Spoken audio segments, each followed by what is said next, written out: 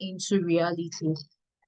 And so far, we've been having tremendous successes. So many persons on that program are actually smashing their goals, right, for the year 2024. So it's an open call to everyone on the call today.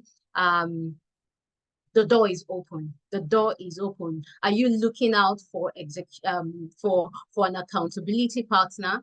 Are you looking out for the drive to execute your goal for the year 2024? DAP, that is DAP, the 90 days accountability coaching call is available for you. So in just 90 days, through the accountability and execution strategies, you'd be able to deliver on 90% of your goals. So yes, so the 90 days accountability program is a 12-week coaching program that will help you jumpstart and build momentum for your personal and professional vision. This coaching program will equip you to clarify, systemize, and launch your big ideas. So what are those big ideas you've been struggling with? Do you have any big ideas you've been struggling with? I want to see you signify, just in case you have one big idea you've been struggling with. So the 90 days accountability program is here for you, helping you to equip you to clarify, systemize, and launch your big ideas so that you can elevate your income, impact, and influence in 2024. And so right about now, I would be welcoming our moderator for today, and she would not show up if we don't welcome her in a grand style, right? So everyone on this call, kindly go to the chat box and with a clapping emoji, with the fire emoji, I want us to welcome TA, who will be moderating today's session. So let's go. I need to see that emoji. I need to see them coming in. Thank you, Ifelua. Thank you. Yes. Let's go. She's not going to show up if the emojis are not coming in. Thank you, Onyinyechi. Yes. We have an amazing person who is going to lead us through this session, and we have to welcome her in grand style. Yes. Thank you. All right. I would turn the mic now to Coach TA. Hi, Well, TA. thank you. Hi, Chineye, I can hear you loud and clear. Good morning, everyone. We are from Nigeria, so good morning is in order. Good morning, everyone, and thank you, Chineye, for that warm welcome. Thank you, everyone, for the warm welcome. Today is going to be amazing. Today we are going to learn a lot. It's going to be very insightful, and we are going to move from where we are to the next point that we desire to be in terms of upping our execution game. And I welcome everyone on the call today. Thank you for being here, and I'm sure that at the end of today's call, your life will not remain the same. It's going to be very transformational for you. I have the, actually, please present the slide so I can introduce a delectable, that was the word that just came to my mind when I was thinking about her. She's resilient, she's inspirational. That's another keyword I can use to describe Modupe Akinsiun. She's amazing. She's just a phenomenal person that has, over time defied all odds. And like Chineye said, her name is Modupe Akinsiun.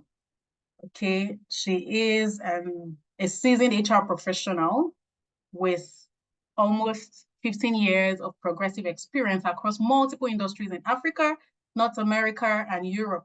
She's an alumnus of PwC and other top multinational organizations like AstraZeneca, Solvay, and Coca-Cola HBC.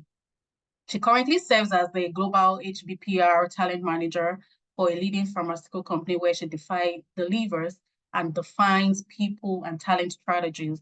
She is a 2018 mentor to the Queen's Young Leaders across the Commonwealth nations, a 2020 Leading Ladies Africa Top 50 Corporate Ladies in Nigeria. So she's a top gun. We have here today one of the finest in the industry when it comes to human capital development. She was named one of the top HR influencers in Nigeria, and most recently named one of the top 25 female icons, delivering inclusive and equitable initiatives in corporate UK. She's a 2022 member of the Forbes Coaches Council, a certified professional by leading HR Institute in North America, and a member of the John Maxwell Leadership Team. She's a certified DISC behavioral consultant and a design thinking professional, practitioner. Dupe is the founder of the Nigerian Professionals in the UK, now registered as the Black Achievers Network, a company established to help facilitate the inclusion and integration of BAME professionals into business and career landscape within the UK. With your favorite emoji, I want you to just, welcome today our speaker, Modupe Akinsiun, who is like a sister and a mentor to me. I followed her since 2018 after she spoke at an event that I attended, and Modupe since then has been growing in leaps and bounds. I've been following her, and I see how inspirational she's been in terms of, adding to our community and growing our, expertise professionally. She's someone I look up to, someone I admire so much, and a visionary to the core. I remember that for those of you in the 90 Days Accountability Program, we are in the Clarify Week, which is why we have brought her in to really speak about how she's been able to juggle our multiple responsibilities, using the tool, one of the tools of understanding herself and her superpowers. And she is in the best position to do justice to this topic today. I want everyone to recognize and appreciate Modupe Akinsiun for granting and honoring our invite today as I bring her up stage. I must sing your emojis. Can you hear me? Okay, great. Thank you so much. Modupe, over to you. Hi, good morning. Thank you so much, Tosin, and well done to everyone who has joined this morning. I feel honored and I am humbled to be here this morning. So thank you so much for having me. I just want to hear in the comment section how your weekend has been. I know it's the Easter holiday, so I want to know how your weekend is going. For you to be here today means you're serious about, getting ahead in life. So I really want to celebrate that. But I just want to know how you're doing. Can somebody tell me in the comment section how you're doing this morning? Eventful and beautiful, amazing. Ife, you seem to be a very responsive person. Well done. Keep it up. But I see a lot of our screens are off. A lot of us do not have our cameras on. Why is that? I want to see your faces, right? I want to be able to maybe see you on the road tomorrow, meet you somewhere and be able to say, oh yeah, I saw you on that call. You don't network with your cameras off, right? So who is going to belt the cat? Yes, Ife, good job. Good job. Hi. Whose camera is going to come up next? Awesome. Okay, so I know that sometimes network can be a challenge, so that's fine if you're not able to put on your cameras. But one of the things I want you to recognize and understand is visibility in the digital age comes with you being able to show up in your best self. You cannot attend events like this, and not be able to connect. I personally have been a beneficiary of growth in my career as a result of the relationships I have built. Nobody recommends people whose faces they don't know, all right? So your names are beautiful and I see that on screen, but if you're able to turn up your camera, whether you need to get dressed, and show up, forget that you don't have makeup, okay? Please, show up as beautifully as you can. All right. Okay. So once again, Tosin, thank you for having me. I love to impact people. I believe that is what our lives should be about. I love sharing. I love teaching. I love mentoring. I love coaching. I love doing all of those things. And more importantly, I love seeing people thrive. I love seeing people become the best versions of themselves. And when Tosin said we're going to have this session, I looked at the title. I'm like, oh my God, this is such a big title. This is such a big title, you know. So I said, okay, let's do something. Let's break it down. What do people want to take out of this session?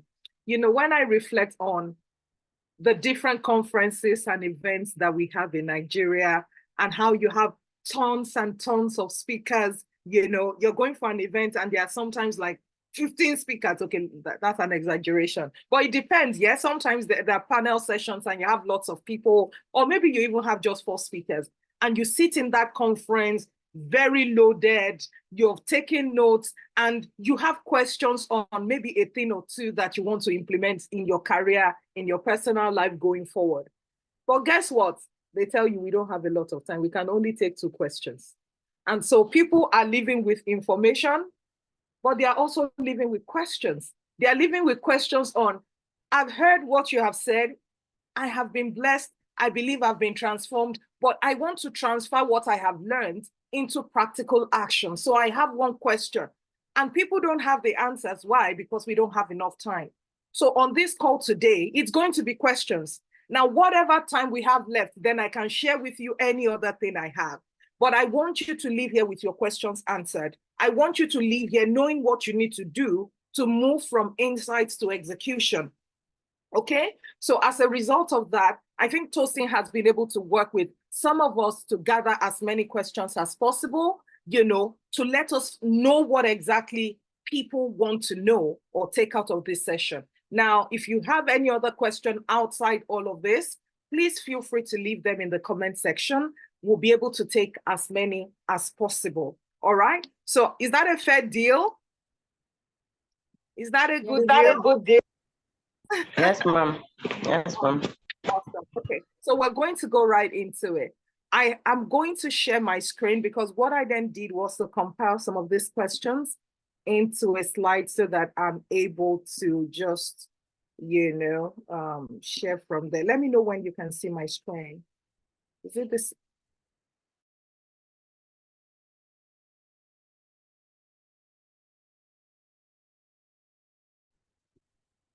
Can you hear me? Yes, we can. Awesome.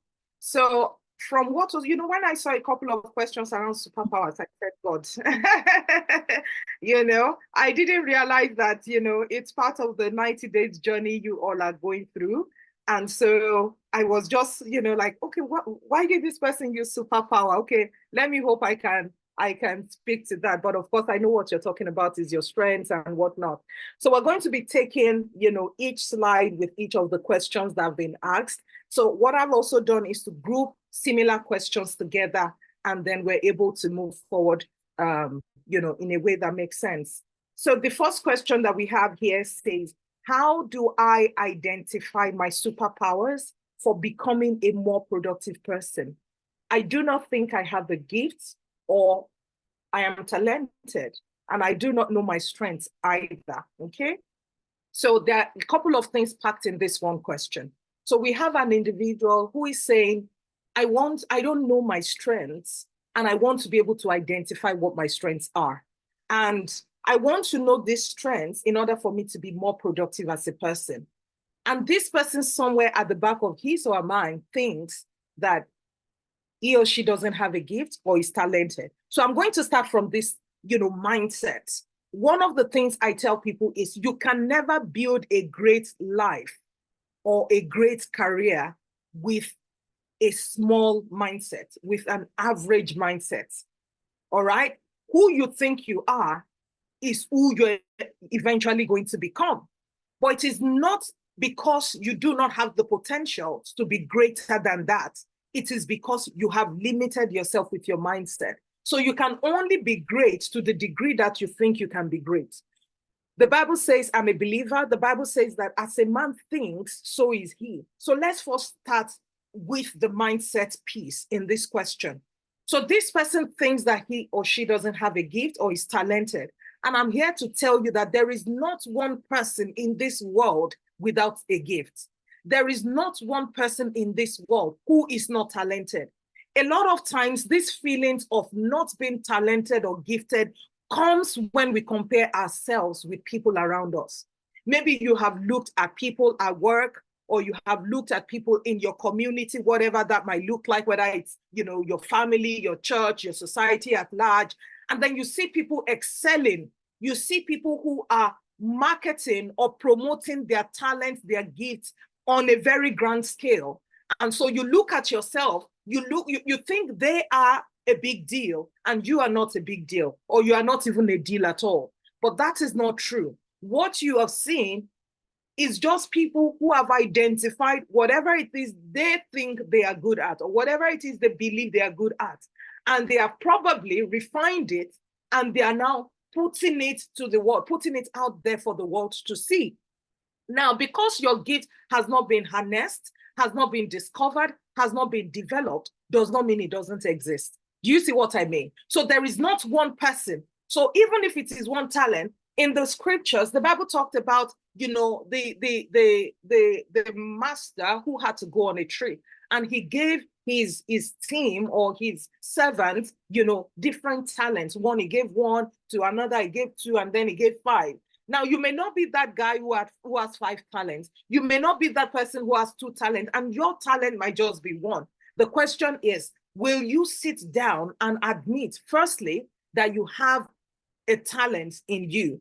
And then will you also now move to the next part of the question, which says, how do I identify it? So I see that somewhere you believe you have superpowers, or you believe that you have strength yet to be discovered, but somewhere at the back of your mind, you're also thinking you don't have something. But I hope you're able to take it away today, that you have something in you, all right, that is yet to be discovered, okay?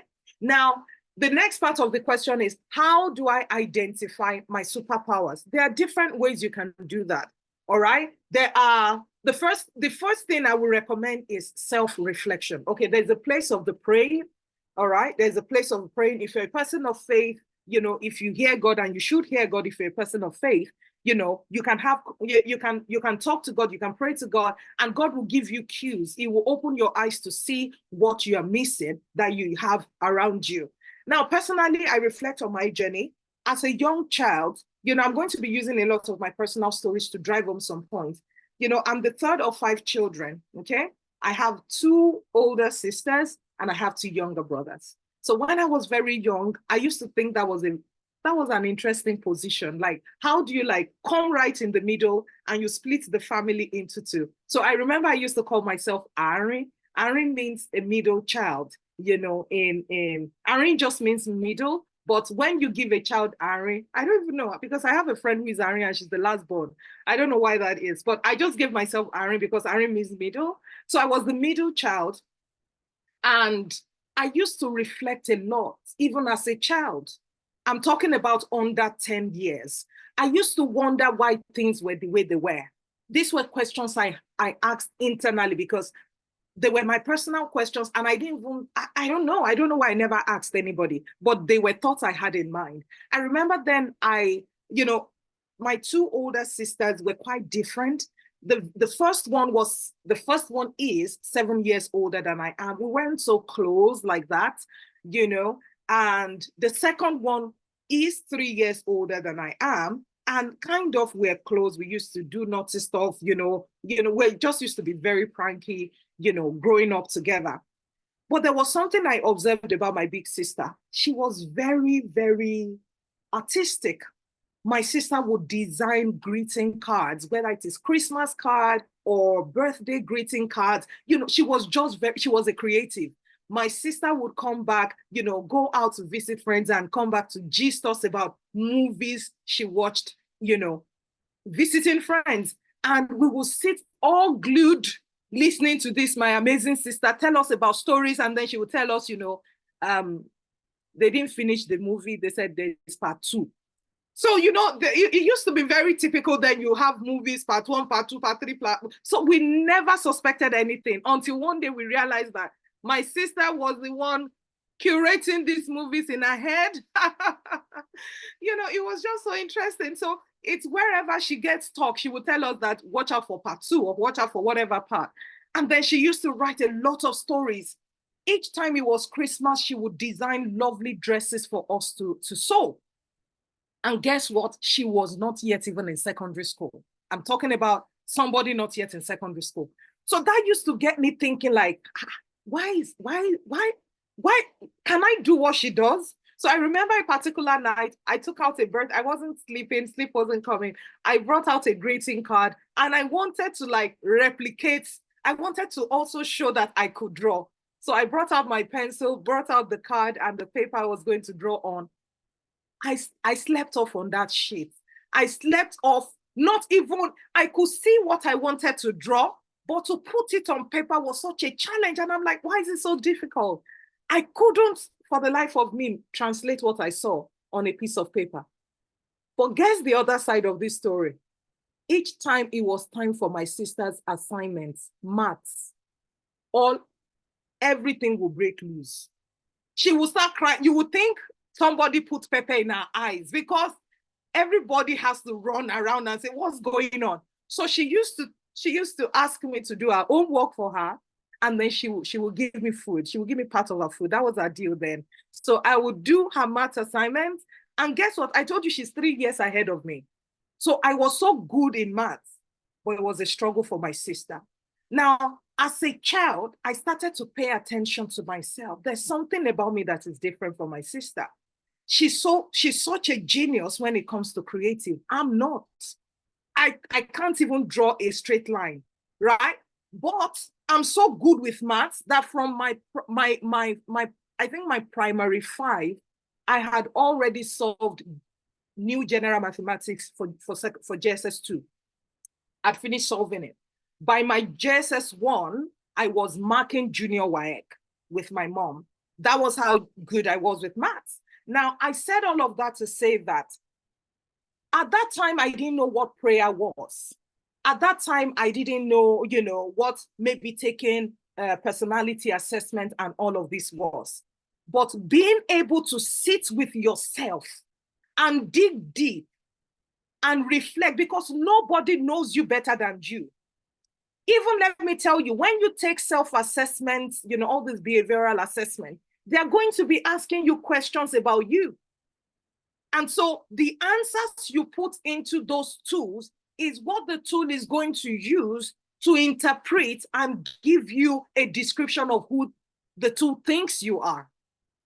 So at the end of the day, there's a level of work you need to be able to do. But do you know what the challenge? People are too busy to spend time with themselves. People are too distracted to be able to focus and connect to discover who they really are inside. So today I challenge you.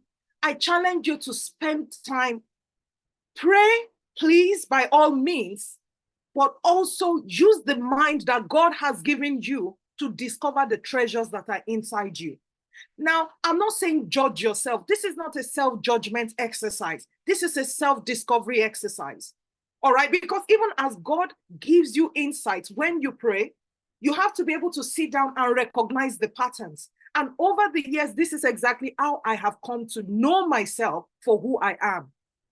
I remember when I was going to make a decision about the course of study, my parents, we would say in Africa how parents influence. My parents could not influence my choice of school or my choice of course of study. Why? I was too confident in me. I mean, I remember then in my SS3, my daddy would say, Dupe, you like talking, you can argue. You can do law, right? I'm like, at what quarter to jam? How? I didn't do CRK. I didn't do history. All of those. How am I going to do? I said, no. I said, I might be able to talk, but it is definitely not law. Then daddy said, yeah, you're already in science. Maybe it's medicine. I said, no. I said, no, because it's not my thing. I mean, sitting down, reading biology, being marked down because you missed the spelling didn't just sound fair to me. Like, what is that? No, I'm not that, And he said, what? I said, I'm going to study chemical engineering. That's what I'm going to do. And then he said, why not? Okay, engineering, why not biomedical? I said, it already has bio. I can't do bio anything medical. So even though it's engineering, I don't want that biomedical. It's chemical engineering or nothing. I said, you know what? If you want me to do JAM just one time and nail it, then let me do chemical engineering, because I promise you, I'm going to do it just one time. Why? Because I was rock solid sure of who I was and what I had. I knew that when it comes to maths, you don't play with me. It's a superpower. I remember I had to drop my Yoruba language for further maths in WAEC because further maths was easier for me than Yoruba. You see what so you need to be able to spend time. That is how much value you can derive from knowing yourself, what you're good at. So in addition to praying, spending time with God, in addition to doing behavioral assessment, which we're going to talk about, I'm a behavioral consultant, so I do not undervalue that. You also need to be able to self-reflect. Another thing you can do, the fourth thing you can do is ask people around you, because sometimes truly, we may not be an objective assessor of our behaviors, of our strengths. Sometimes the strengths that you actually demonstrate, you think you're not good at it. There are some things you're good at that people know you're good at, but because it's so common to you, you take it for granted. And so you don't think it's a superpower. So being able to ask questions from friends and family that are close to you, you might be able to recognize what your superpowers are. Now, let me quickly mention something about superpowers that goes beyond personality or gifts or talents, which is even your energy levels. The ability to know your energy levels and your peak time is also a superpower, is also something, that is very useful to being productive. And I didn't realize this early until about 8 years ago, about 8 years ago. So maybe some of you, went to boarding house like I did. In boarding house, whether you studied or not, your results will always show you. I mean, whether you study or not, whether boarding house or uni, your results will show. But I was that kind of student that I didn't have to read to get a distinction. I didn't have to read. If I am in class, I have a magnetic memory. If I am in class, I can tell you events that happen from the first time, from the moment the teacher gets into the class till he or she leaves. And so when they ask me questions in the exam, my mind goes back to the day that question or that topic was treated, and I'm able to download what I experienced in that class. So a lot of times my friends used to tease me, Dupe, you don't read, you just pass, you're all these people that will hide to study and all that. And I didn't realize that it was a gift I had. So when I left secondary school and got into uni, I stopped going for lectures. I was going through a phase in life at the time, and I just stopped going for lectures. And I remember my first semester result. It was a disaster. From the girl who was Jet Club president, who was this, that, nailing jam one time, I saw my result, D-E, okay, I didn't have an F, D-E-C.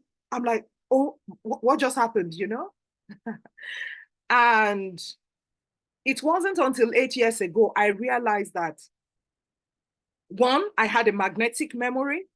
Two, I am very, very useless to myself when it's nighttime. Once it's 10 p.m., I'm out of shape. I'm sleepy.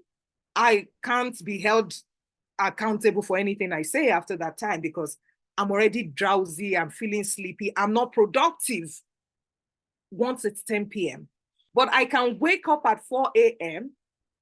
and change the world. So between 4 a.m.-ish or 5, let's say, early hours of the morning till like evening time, like 7 p.m., you can get the best out of me. And so in uni, I wasted my morning time. I did not know I was a morning person. So I will not show up in class and hope that when people come back from lectures, I will go for prep at night. Then I will go for prep at night. I'll be so distracted, so all over the place, uncoordinated, and I will go and sleep. And so it was all of that. And by the time I realized, it was late. I mean, I was already out of school and I finished with a very bad grade and whatnot. But saying all of that, my life took a turn in 2016-ish, when God opened my eyes to that part of me and I realized how to begin to channel my how do I put it? My valuable activities to my most productive time of the day. So because I came into an awareness of when I am best at, I was able to channel all of my activities. So when I have my to-do list, I'm looking at the important things I need to get done. I put them in my most productive time. So that helped me to be able to get a lot done. So even if I don't finish my to-do list in a day, I know that I've done the 20% that will give me the 80% of fulfillment that I want. Do you understand what I'm trying to say? So identifying your superpowers is very good. There is nobody without talent. Being able to spend time with yourself, being able to pray, being able to do assessments, behavioral assessments, and also asking for feedback from friends and family can help you discover more about your superpowers or more about your strengths in a way that can help you to become more productive. I hope this has been useful. Can I hear your feedback in the chat? Can I see your feedback in the chat if this was useful? Okay. So we're going to move away from this and then go to the next one. I can't see any comments. Can you hear me? Aha, okay, I see 3. Okay, I see the comments coming in. Awesome. Yes, Okay. we can. Awesome, thank you. So the other piece is, how do I become confident in my superpowers or strengths, even when I do not like the strengths I have discovered that I have? Now, I don't know if you want to exchange these strengths with somebody else, but it's a part of you. I wonder why someone won't like the strengths that they have. All right. Again, the question is, what are you comparing your strength with? When you say you don't like it, what do you like? What strengths do you like? Would you rather be somebody else? Or why won't you like your strengths? It's a strength. I understand if you don't like your weakness, but when you say you don't like the strength that you've discovered, now let me tell you, I have met people actually, maybe who talk, they talk a lot. And I say that because we hear that, why you like to talk too much. Maybe that's a kind of strength that somebody has and doesn't like because of how people have painted it. I want you to know that you do not let the events on the outside control your inside. Do not let people's opinions, do not let people's impression influence your perception about yourself. Your strength is your strength. All right? Your strength is your strength, and you need to own it. All right? You need to own it. You need to own it. All right. So you need to ask yourself, one of the ways you can be confident in your strength is when you begin to use your strengths to deliver value. Do you see what I mean? So imagine someone who has been branded as a talkative. Now, that's not a nice way to represent a great communicator. But if you are branded as a talkative and you're able to begin to use your ability to speak up in the organization to influence change, to speak up outside the organization to mentor people or to train people, I think that will give you more fulfillment than just hearing every day you are talkative. So you become more confident in your strengths when you begin to realize the value it can deliver to the world around you. All right. The more you use your strengths, the more confident you become, the more you're able to embrace it and own it like you should. Okay, so use your strengths a lot more. If you ask yourself, why don't you like it? And just now as I was talking, there was something God taught me a while ago about purpose. You see, purpose is a very beautiful topic. And I talk about purpose because your strengths are deeply, your strengths are deeply connected to your purpose in life. God is not going to give you what you do not need. Okay, so imagine for a second that I want you to picture in your mind, we have, when you look at the soft drinks that we have, around us, let's say I'm using Coca-Cola as an example. We have Coke in a glass bottle. We have Coke in a bottle. Then we have Coke in can. Then we have Coke in what else? In PET, plastic, We have Coke in plastic PET bottles. Now, the question is, despite having Coke in different containers, does it change the content? No, it doesn't. But guess what? Depending on the occasion, and depending on who, maybe the budget of the person who wants to use it, the type of Coke you buy will become a factor, even though they are all Coke. So you may see yourself having strengths similar to people. So I like to describe it like this. When someone is in traffic and wants to have a refreshing drink, I do not think that person is going to buy Coke in a can. Why? Because you're moving and it will have a tendency to spill. So most likely you're going to buy the Coke in a PET that you sip and you cover and you continue your journey. You're also not going to buy the Coke in a glass bottle. Why? Because in that moment, it's also going to spill. There's no place. Do you see what I mean? So the place and the environment and the purpose of what you want to do determines the product you buy. Now, when you look at your gifts, you have your gift for a reason. It may look like it is similar to somebody else, but it is exactly not the same, because what has shaped you over the years is not the same events that have shaped the other person. So even though there are a lot of, let's say, coaches in the world, there's a reason why you would choose one coach over the other. Why? Because they are unique, they are different. Their messages may sound similar, but there will be a reason why you will choose one over the other. No wonder the Bible says, my sheep will hear my voice and they will follow me. It doesn't matter how many voices are there. The ones that have been assigned to me will hear my voice. Are you following me? So when it comes to having strengths, when you look at your strengths, there's a reason why it exists. There's a reason why it has that. So when a plastic PET bottle goes through fire to be molded into that shape, it doesn't come back and say, why did I have to go through that fire? No, you had to be shaped in that way because of the purpose you are going to serve. So the strength that you have in you is there because of the assignment you have to deliver to this world. So you shouldn't say, I do not like my strength. You need to ask yourself, for what purpose do I have this strength? Change your perspective. Change how you evaluate yourself and the things that God has given you. Are you following me? I hope this has been useful. Okay? So the next question is, how important is it to lean into your strengths? I would really, really love you to share your reflections as we go on. I see a question in the chat box, right? I see, okay, I think a lot of women are very critical of themselves. How do women rise out of this self-criticism?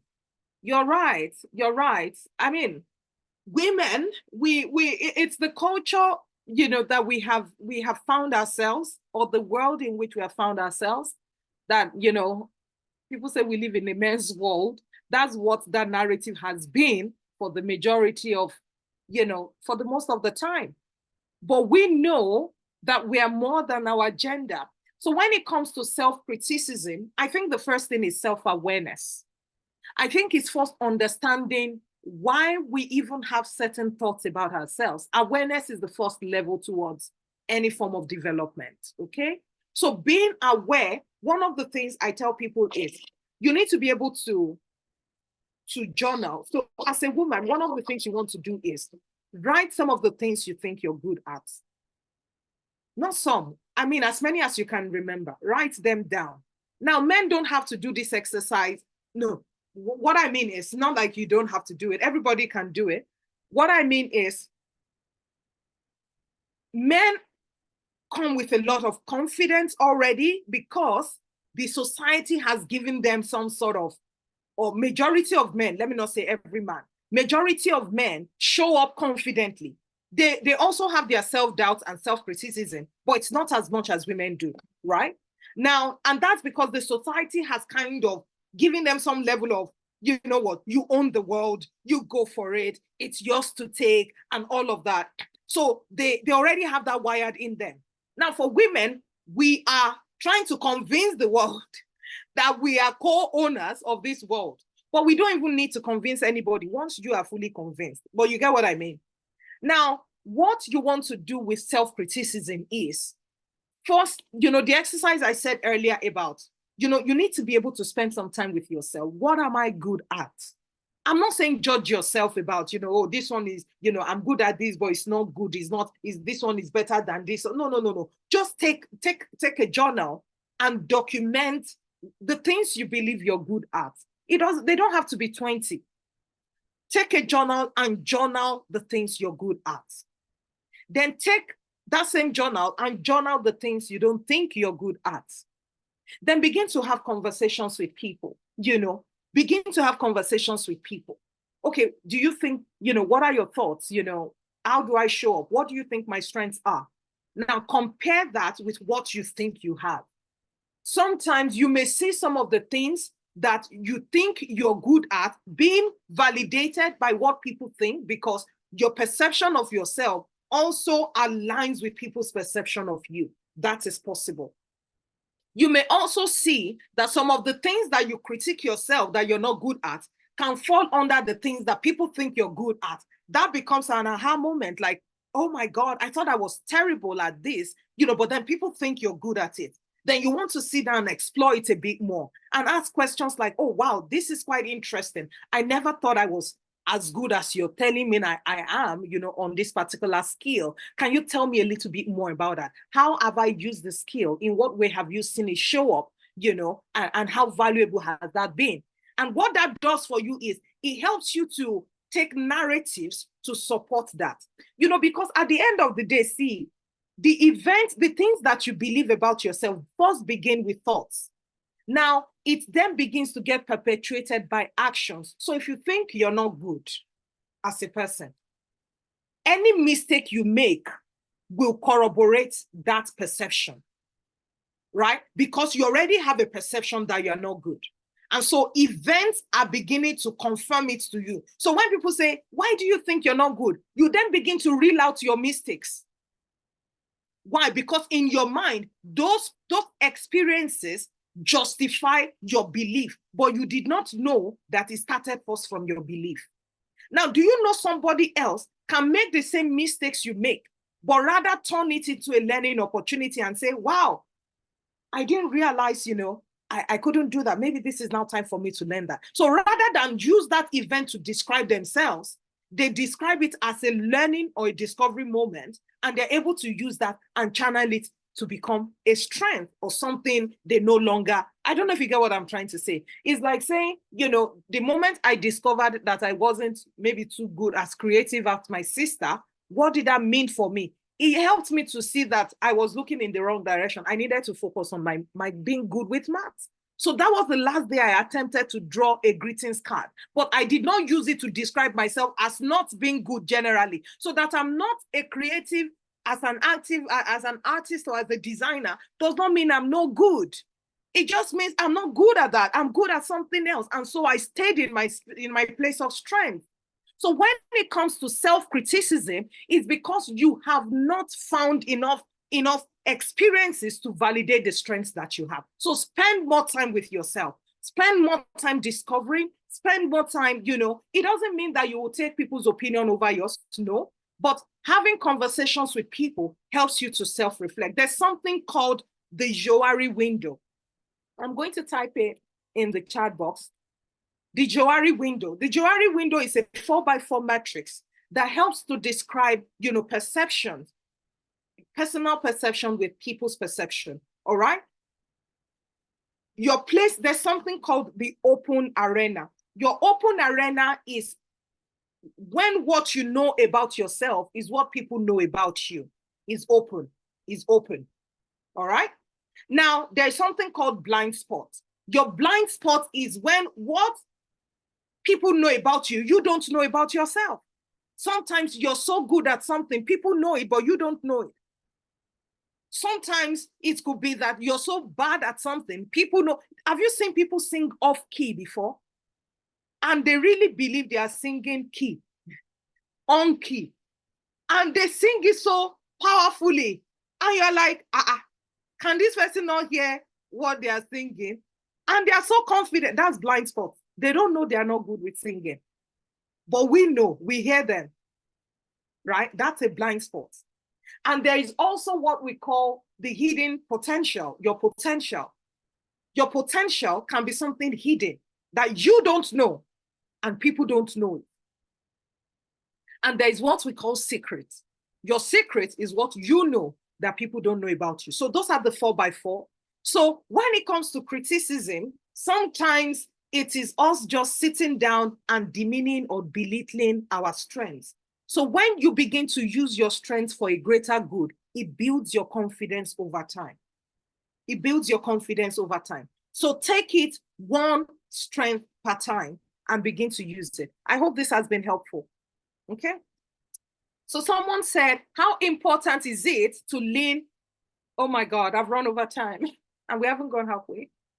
Okay, I'm going to run quickly now. How important is it to lean into your strengths to achieve the things you want to do? It's very important. I'm just going to put it like that. So lean into your strengths. You cannot achieve the things you want to achieve playing from your weakness, okay? All right, so lean into your strengths, but I will balance that quickly. For the things you want to achieve in life, don't rely only on your strengths. You need the strengths of other people. So find areas you're not good at, find the people that are good and let them complement you. Because, you know, there's a passage of the Bible that says, the Lord gave a word and great was the company of them that accomplished it. When God gives you a vision, it is not just for you to execute. You're not a one-man army. And that's why God has said the solitary in families. So you have friends for a reason. You have colleagues for a reason. You have family members for a reason. You have neighbors for a reason. So when it comes into leaning your strength, lean into your strength, but also tap into the strengths of people around you. I hope this is useful still. Okay. The next question is, what if my weaknesses are important skills that I struggle with? Sorry. What if my weaknesses are important skills that I struggle with? Example, I enjoy writing more than I love to speak, but I understand speaking is a life skill required for my growth, right? So do fix it. If your weaknesses are important skills that you struggle with, there are two ways you want to address it. One, go and deal with that weakness. You know, I tell people, do you believe I'm a shy person? Does anybody here believe I'm shy? I want you to put it, you know, put it in the chat box. Do you believe I'm shy? Not really. Not at all. Not really. You know what? I asked this question on a call. Somebody said for you to have asked. Maybe that's the confirmation you are. I'm actually shy. I'm actually a very shy person. I'm shy and I'm quite introverted. I'm shy and I'm quite introverted. I guard my space. I love my space. I mean, everybody has a dimension of introversion, but guess what? I have learned how to be extroverted. It's a skill. It's a skill more than a personality for me. Why? Because I discovered in life. In fact, not I discovered. I remember I was in secondary school. I was so shy. I told you I went to boarding, and my family friend or school mother at the time, I was so shy that I used to keep my provisions with her. To go and collect my own provisions became a struggle. I couldn't go because in my head, I would play it out like, okay, so I will walk from my house to her house. When I say house, I mean in school, how we had houses. I will walk from my house to her house. Then I will now say, excuse me, seniors, please, can I come in? What if they don't? I mean, seniors are going to start, all eyes are going to be on me. You know, I just wouldn't go. I won't go. So no matter how hungry I felt, I won't go for my provisions. So I would ask one of my friends then and say, Sumbo, please, can you help me go to Senior Toyin's, room? I need to get my provisions. And she'll be like, okay. So for everything you take, I'm going to take mine as well. I'll be like, okay. And so my provisions will finish faster because there were two of us sharing. Why? I was too shy. I paid for my shyness. And so this lady called me one day and she said to me in Yoruba, she said, Oju titi, ibere ori buruku ni. And for people who don't speak Yoruba or don't understand what I just said, it means that, just paraphrasing, you will not go far in life with this your behavior. It's the beginning of your downfall. That's just the summary. Because I don't know how to say Oriburuku, like your head is bad. Like your destiny is compromised already if you can't speak up for yourself. And that hits me. Because even practically speaking, I was already being shortchanged. I couldn't eat all of the things I had because I had to pay for my weakness. And one way or the other, for weaknesses that affect important areas, you will pay if you don't address it. I tell people using SWOT analysis, SWOT, strengths, weakness, opportunity, strength. The weaknesses you do not address eventually become a threat to you. But the strengths that you develop end up opening up more opportunities. So your strengths and your opportunities are connected. Your weaknesses are also connected to the threats you will experience. Now, how do you deal with weakness? Some weaknesses might take time to address. Maybe you want to take a training, maybe it's a knowledge gap, maybe it is a capability gap. So if it is a knowledge gap, go for a training. If it is an ability gap, because ability and ignorance are not the same. If it is an ability, practice more. So speaking up is more of an ability than knowledge. Of course, you can take a training on how to become, a better speaker or an effective communicator. But if you never practice, you will never learn it because you will only be speaking in your mind or in your head. So over time of practice, what you see me doing today is over time of practice. All right, over time of practice, I feel better, I sound better, I show up better. Now, the more you practice, the better you get with ability. So, but whilst you're dealing with your weakness, find people who are strong in your area of weakness and let them compliment you. Let them mentor you. Let them show you how it is done. Then begin to take baby steps. You do not let a weakness that is important. There are some weaknesses, for instance, I can't do makeup. Maybe some people will say it's a weakness. I would rather pay someone. That's not, but for someone who wants to use makeup, who is in the fashion space, who needs to do all of that, if you say you can't draw, I told you I can't draw a straight line. Eyebrow is a problem for me. Now, that doesn't sound like an important skill. It's not an important skill for me, so I can let it go. I draw minors, I draw division, whatever I draw, I show up. But in this space where I am to help people get better, I should learn how to speak. So whether it is volunteering to take announcements in my church, in my office, whether it is volunteering to lead prayers, whether it is, I will hone that skill. So do something about your weakness, okay? I struggle a lot with procrastination. I begin a thing, but lose focus in the middle. What can I do? You need to ask yourself, because procrastination, I understand, almost everybody deals with it. What you need to ask yourself is, what am I procrastinating? The problem is not that you're procrastinating, is that what are you procrastinating? If, for instance, I tell myself, I want to call my primary school friend, I have it on a to-do list. I want to say hello to her. And I don't get around to doing it. I'm going to sleep well at night, right? I'm going to sleep well at night. But imagine that this session that I had booked with Tosin, and I just don't show up. I procrastinate. How can I even do that? This being here today is fulfilling for me. It's not going to happen. Do you understand what I mean? It's not going to happen. So procrastination, a lot of times, the reason why you procrastinate is because you don't value what you have shifted. Sincerely, that's just the summary. Those things you are procrastinating, even if they are important in themselves, to you, they are not. There is nobody that procrastinates brushing of teeth. You wake up, you brush your teeth, you dress up, you go out. Why? Because you have tied important outcomes, important life outcomes to that just one simple, singular exercise.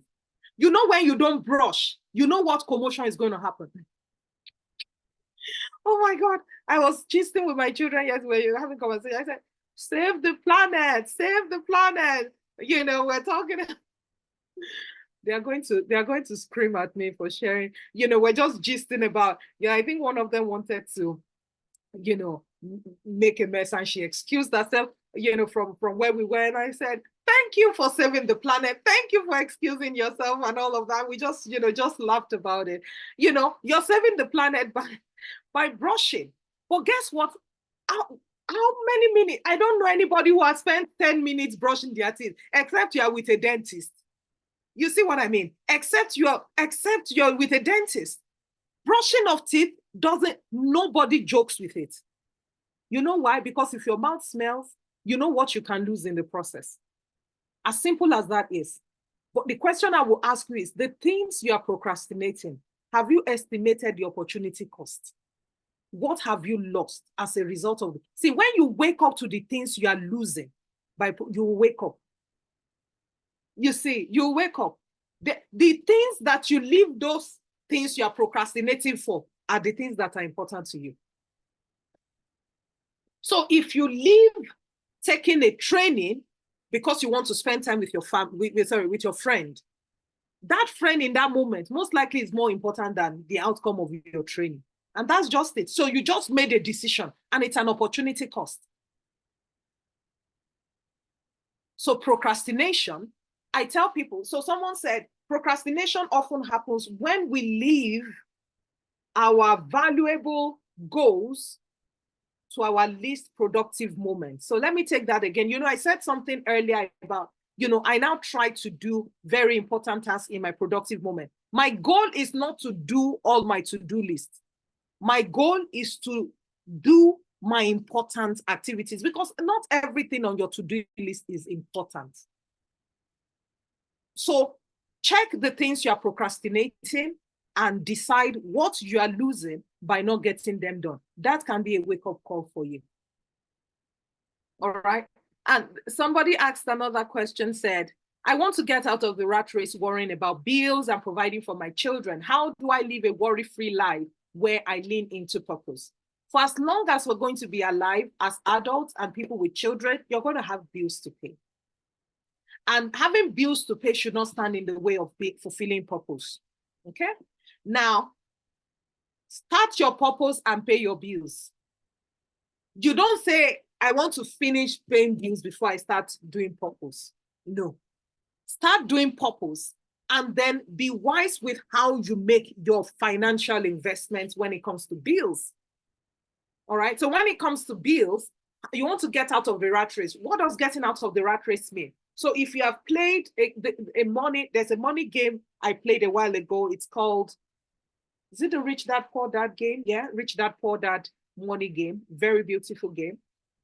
If you want to play that game, getting out of rat race, which is pretty much what it is becoming financially independent, right? Being financially independent means that you have a monthly passive income that is preferably more than your monthly expenses. So what you want to do is ask yourself, to get out of, if I say I'm no longer working today, do I have passive income coming in that exceeds my cost? So how you want to do that is, what stage are your children right now?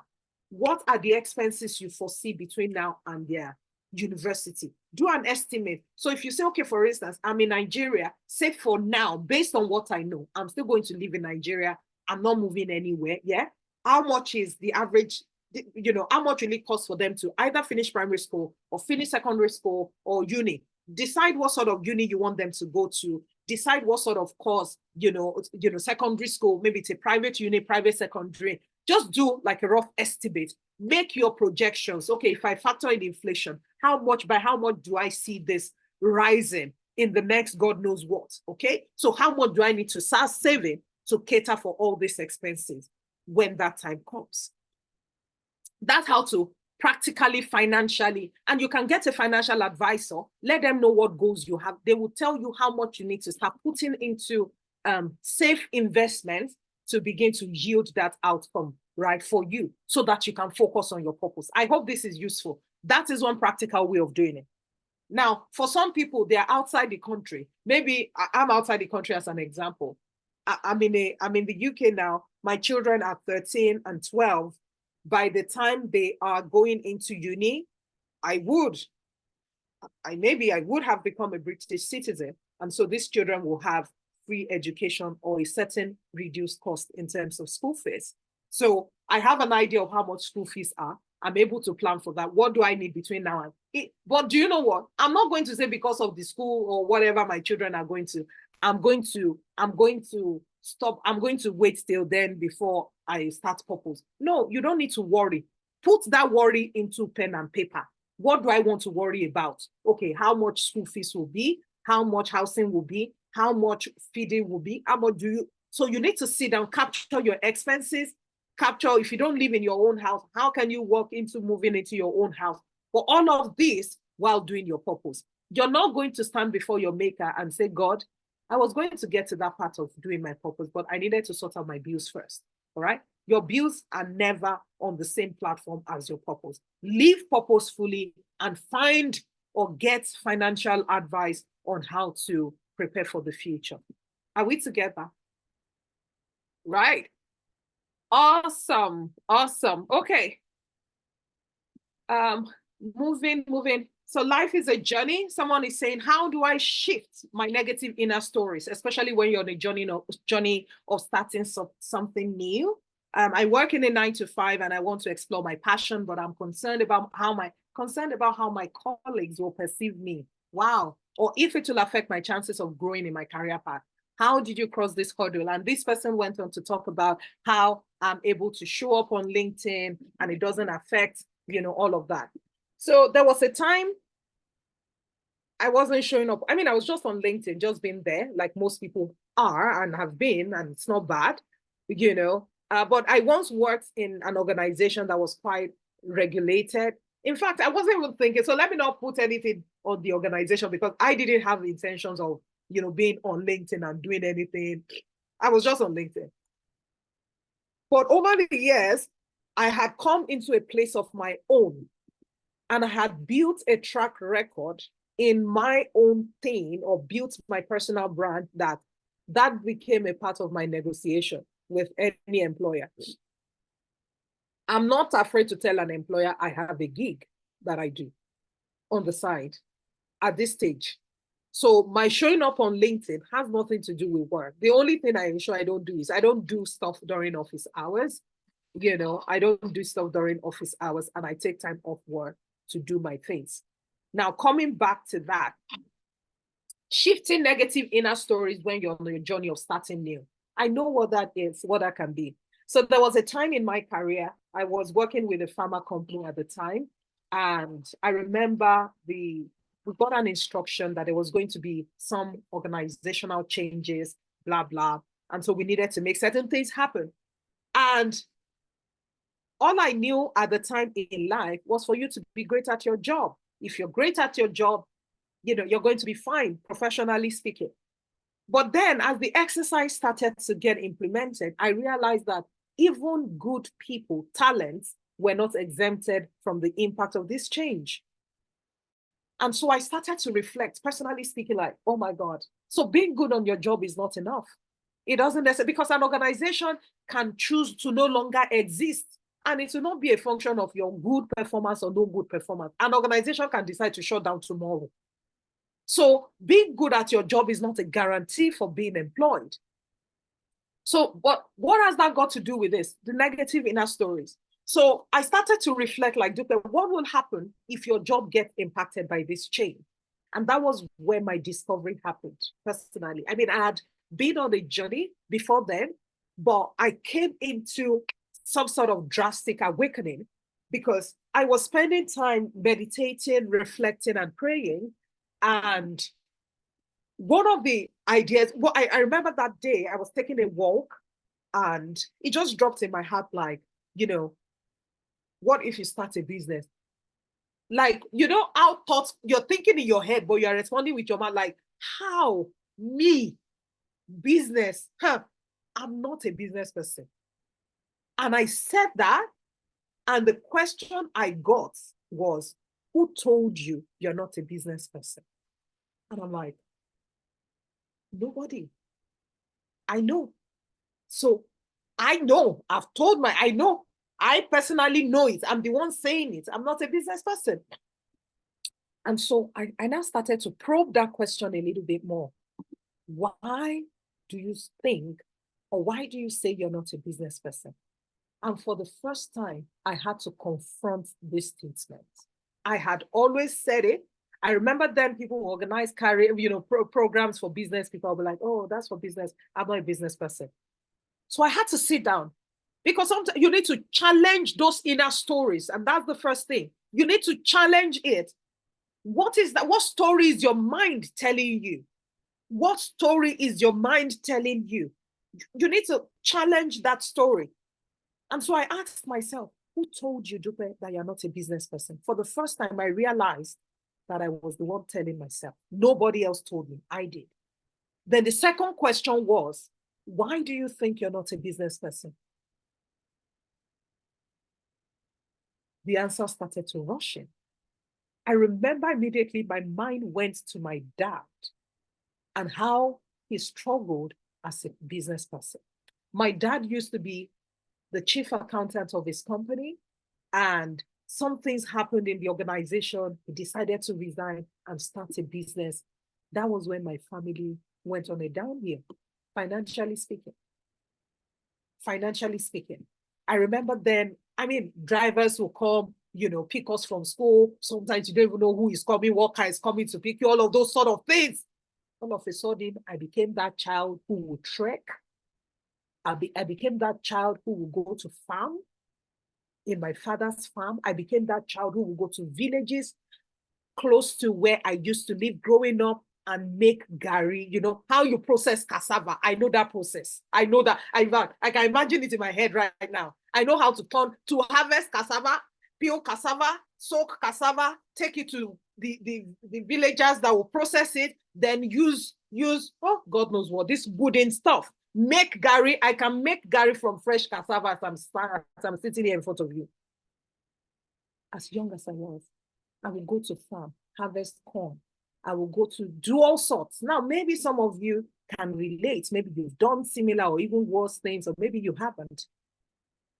It took my mind back to all of those things. And I saw that my father struggled. But then I had this uncle who worked with Coke at the time. Gosh, my uncle was a baller. Like, he had life. He enjoyed life. And then, you know how you say that as a child? Just look at your uncle and be like, I'm missing this uncle. But anyway, cut all of that short. I realized that my association with business was negative. I had a negative experience with people who had businesses. Then the other side of it was, I was afraid of selling. I didn't think I would be able to sell anything enough that people would buy, enough to cover my bills at the time. I didn't think, I'm like, what? Who is going to buy from me? How many people will I have to sell to? Will I even meet my own targets? I was afraid of selling, and I realized the two reasons. I was afraid of selling, and I was afraid of failing. And so I believe it was God. He said, if you're afraid of selling, he said, do you know how to sell? I said, no. He said, why don't you deal with ignorance? And then you can decide if you can or if you will, And I realized that beneath that was ignorance. I was afraid. And so I remember I was led to go and read a book by Brian Tracy, The Psychology of Selling, to deal with how to sell. And guess what? That was where my journey started. I decided to confront that story. Who told you you're not a business person? Now, I've done businesses. In fact, this morning, I still sent proposal to a commercial bank in Nigeria. I still do businesses. I do businesses. I've done businesses with companies in Nigeria. I don't think, and I'm even not trying to sell. I don't try to sell. I sell if I have to. But one of the shifts that happened for me was, Dupe, you can build a strong brand, so strong that you don't even need to sell. People will come buying from you. And I can tell you that I have attracted more sales than I have sold. a lot of businesses have done have been more attractive from relationships, from people saying, yo, you can do this and all that, and opportunities have come. All right. So when it comes to people's perception, there is not even a factor in all of this. Do you see what I mean? When you say you're concerned, maybe you want to check your company's policy to see, does your company allow for, how can I manage this? Maybe you want to test the waters and find out, okay, if somebody's doing business, what would that look like in this company? What's the culture around here? Do you feel safe here? If you don't, then move on. But by the time I went through that experience personally, and eventually, yes, my job was affected. I took a voluntary redundancy, a year or two after. But by that time, I was in a space. I had started my own thing. I remember then I was on holiday. A company reached out to me. I was in the US. A company reached out and said, Dupe, are you available to come and take a training? I'd never met this guy. I said, I'm on holiday right now. He said, we'll wait for you to come back. I said, okay. And that was my first official training. But before I left the organization I was working with, I remember a friend of mine said, I started to show up online on Facebook, and I would do this every Sunday, just show up and share thoughts on topics I was interested in. And somebody reached out to me, a secondary school friend of mine said to me, Dupe, our training, we have a retreat. Our trainer just disappointed us. Are you available? And I applied for my annual leave for the days. And guess what? I made in my first almost $1 million in a weekend. I made almost $1 million in a weekend. And I'm like, oh my God, how did this happen? That was when I knew that, what, there's something here. So since I left that organization and I was going to go into the next organization, I had built a brand. And so when I got into the negotiation table, I said, you know what, how is this going to be? I have this that I do, how do you think that can fit into this? And so they told me their conflict of interest policy. And I said, we can work around that. It's not going to conflict, blah, blah. And so I had an alignment with my line manager, and that was it. I tried to work transparently from the get-go, and I discussed it. Maybe some organizations don't have that. Maybe I've just, but I put it on the table. Okay. So I know we have, oh God. So I'm going to stop here. Explaining the disc would have been the next thing. Tosin, let me hand over to you. There's so much questions, but I think it's time and it has been an amazing session. We don't want you to stop. I don't know if you would like to take this last question before we wrap it up, especially this question on disc. Okay. So let's take this last one. Thank you. All right. Awesome. So disc profiling and how do you access a free sample? Please, you can access a free sample by Googling free disc assessment. That is that simple, and it might be useful. It might be useful. It may not be useful. I don't know what I can't recall what a free sample looks like. And the reason why I said that is because, yes, I know I'm a certified disc consultant. And when I see what a robust report looks like, I don't even think of a free sample. And that's because not only with a paid document help you to see yourself, it helps you to see yourself in different contexts, because we talk about insight, awareness.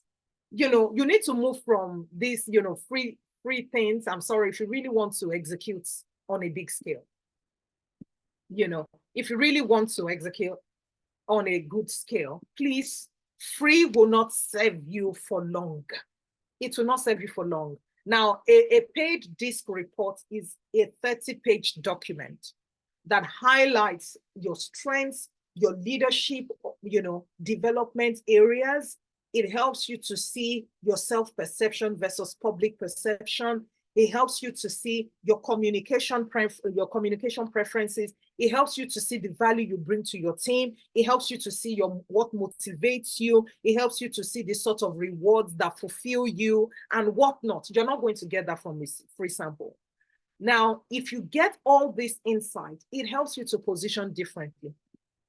And so one of the things I did quickly is, this is like, it's not even a summary. It's just a high level of my own disc.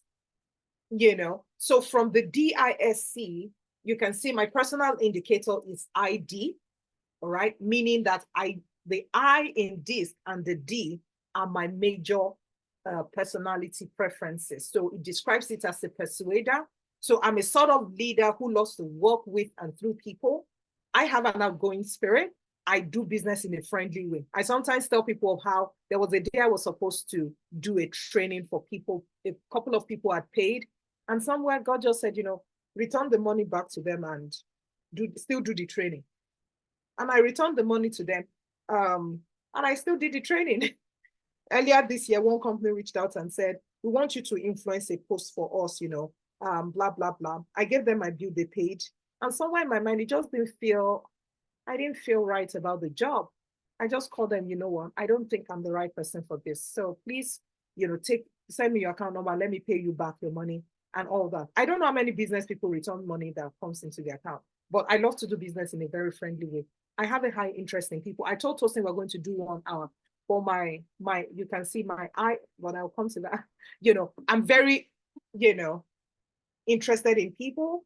And sometimes you may even think I'm restless. Like, oh, Dupe, you do a lot of things you do. I don't know what it is to not do. You know, I may appear restless and very or overly enthusiastic, as you may have observed in the way I've been gesticulating or even delivering my session. That's me, you know, and I love assignments that require mobility and challenges. So my being in the UK is part of me exploring the world. It's not jackpot or anything. It's just me, just curious. Okay, who are the people that set global strategies? Why? Do they have 2 heads? What do they know that we don't know? They cascade to emerging markets to come and implement or adapt. The one you formed at the globe, who decided it? How did you arrive at that? Curiosity. Let me also go and see what they are doing there. I will go there and see. That's why I'm where I'm at. But looking at it, what does DISC mean? Yeah. So DISC is a 4-letter word meaning dominant, influencing, steady, and compliant. All right. So over the years, many philosophers have tried to interpret, you know, human behavior. They have used natural elements, some you know, fire, water, sunshine, nature. These are things they have used, you know, to describe.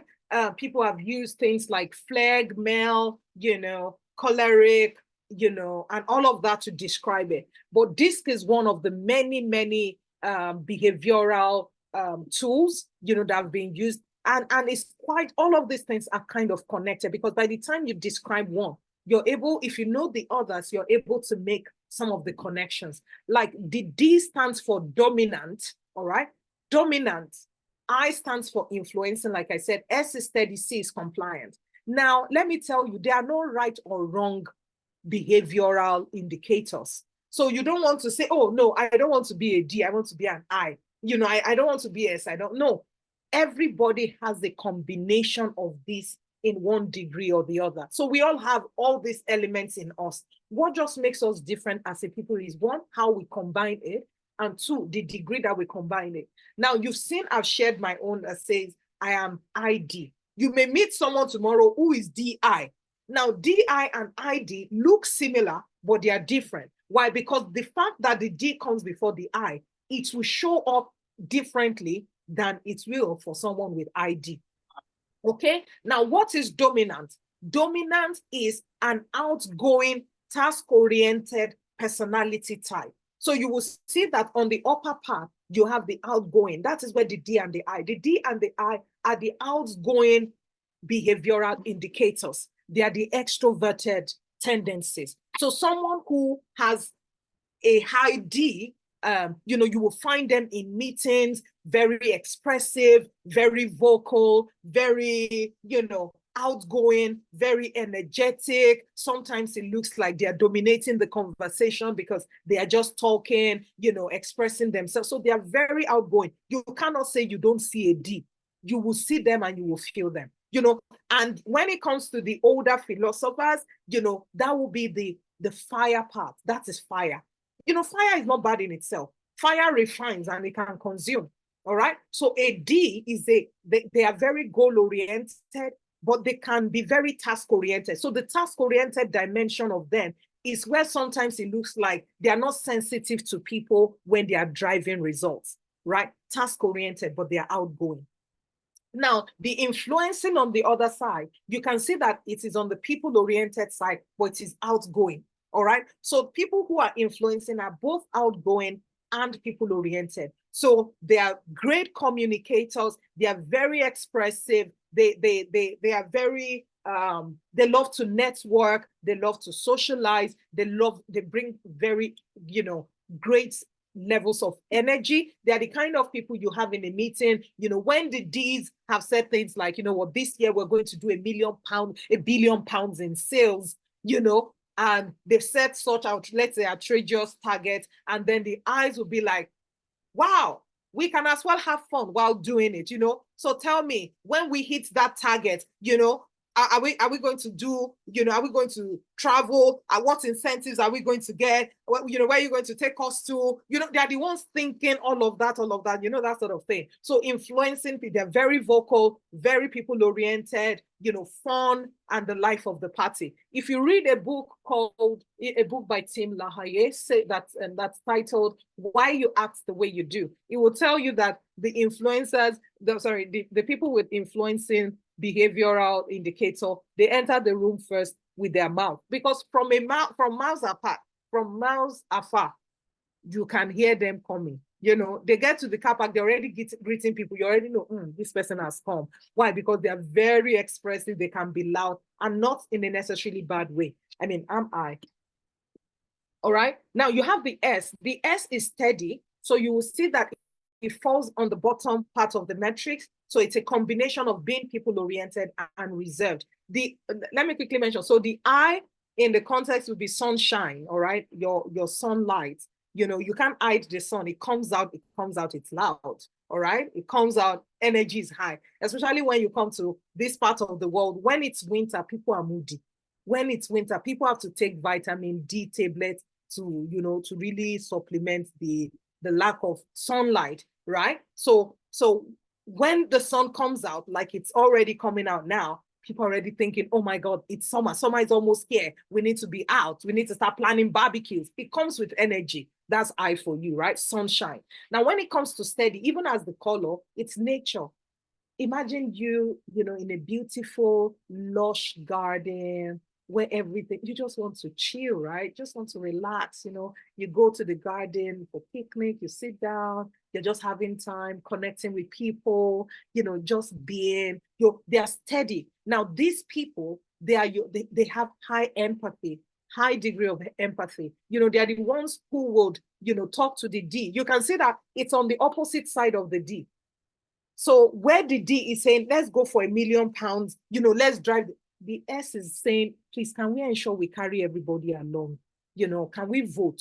If we can vote, can we vote? They are very consensus or consensual, in their approach to stuff, very democratic. They would rather want to vote than give a direct order. They are the ones that they try to be diplomatic. They want to tell you, your makeup is not sitting quite well, but they don't want to hurt your feelings. Though they're watching how they will say it. They are the ones that are wondering why we haven't gone for team retreats and why people's energy is low. People are not engaged. They may sound like troublemakers sometimes. When I say troublemakers, like, are they complaining too much? No, they are not. They're just observing and they are sharing, because they thrive on positive energy.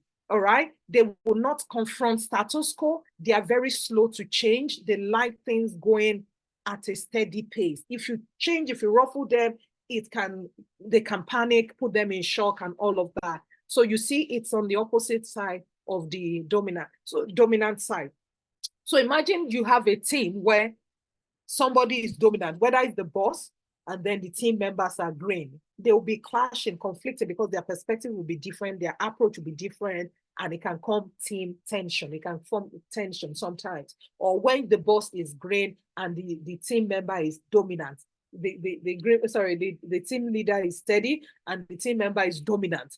The team member is always going to look like he or she is outshining the boss, because they're outgoing, they have energy, always driving. If the boss doesn't understand how to leverage that energy, it's going to look like, are you trying to get my job? What is wrong with you? Why are you so forward? Why do you think you know too much, more than all of those sort of things, you see? Now, moving away from C, you will see that the C is the compliant. The C is the one who tells you, you want to do £1 million. Last year, we only did £300,000. How did we move from 3? Or can you show me the trend? What's the plan? Do we have a plan? They are the ones challenging, asking questions. They are reserved, but they are task-oriented. They are very inquisitive people. They love to ask questions. They are very risk-averse. They don't want you to just, that 700,000 is too much. Are you sure we will not be breaking any rule to make it happen? What are the, okay, tell me, what's the step-by-step? They are very procedural, process-driven. Sometimes you find some professions or some professionals heavy in C. Professionals like highly regulated professions like medicine, accounting, legal, all those regulated. Why? Because they have been wired in a certain way over time. They are regulated. So they are very step-by-step, when it comes to behavior, behavioral indicators like dominance, you may find a lot of, dominant people in the sales commercial space. They are very numbers driven. They are going, come on, guys, we need to move. We need to deliver. We need to do this. We need to do that. They are very sales marketing people. They are very verbals. They talk a lot. You can find them in that outgoing space, right? It doesn't mean that you can't find other professions in this other, but just sometimes we've seen over time that certain professions have a higher degree of certain behavioral elements, and that might be associated with the job that they do. Now, it is advised that you do this sort of exercise from time to time, because it helps you to know yourself from time to time, but don't do it too often, maybe a year or two, because sometimes life events can shape us. Like I said, a life event took me from a C. I believe I was a C, even though I didn't know that, and because I was overly very critical, how is this, how is that? I believe I was C at some point, but I've transitioned over time. Maybe if I do this exercise again, maybe it can be DI or DIS, or maybe something, of that sort. So I'm going to stop right there, but I hope this session has been useful for you, as much as I found it fulfilling for myself. Thank you. Thank you so much, DA. We really, really appreciate you taking out time to have this amazing session. Guys, can you just put in the chat box how the session has been for you? Yeah, awesome, spot on. Thank you so much. Let's show us some love. Thank you so much, DA. I mean, amazing. My notepad is full. So many learnings, to take from it. And many of the things you said actually aligns with a lot of our exercise for week 4 of the 90-day accountability program. So this week is about clarifying or knowing ourselves better. We call it Clarify Week, where we get to do a personality test. We ask feedback from people. And one of the tasks we are doing today is to actually make a post on social media about, ourselves, or what value we have to add to other people. And this is really to concretize what we have, let the world know, right, what we can, the value we can deliver, right? And I mean, you've talked through amazing points today. And one of the things that also stood out for me is the fact that you mentioned if you really want to execute, you can't do free, right? So for instance, this personality test is something you should pay for if you haven't gone through that in the last 1 year. Pay for it, and you will get immense value that would even have ripple effects to generations to come, because the more valuable you are, right, the more valuable you would be to your family, the more valuable you would be to your environment or the people connected to your circle of influence. So this is really, really important. And DA, thank you so much. I can't thank you, because this session, even though it's free, I know it's something, if we had to pay for, we would not get it free of charge. So we want to say thank you for making our time to be part of this session. Thank you for delivering so much value. We truly, truly appreciate you. Thank you so much. So at this point, I will hand over to Chineye.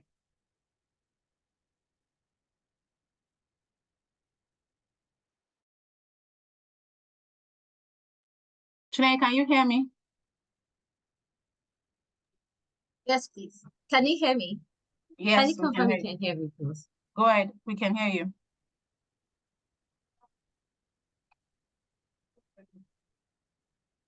Can you hear me? Can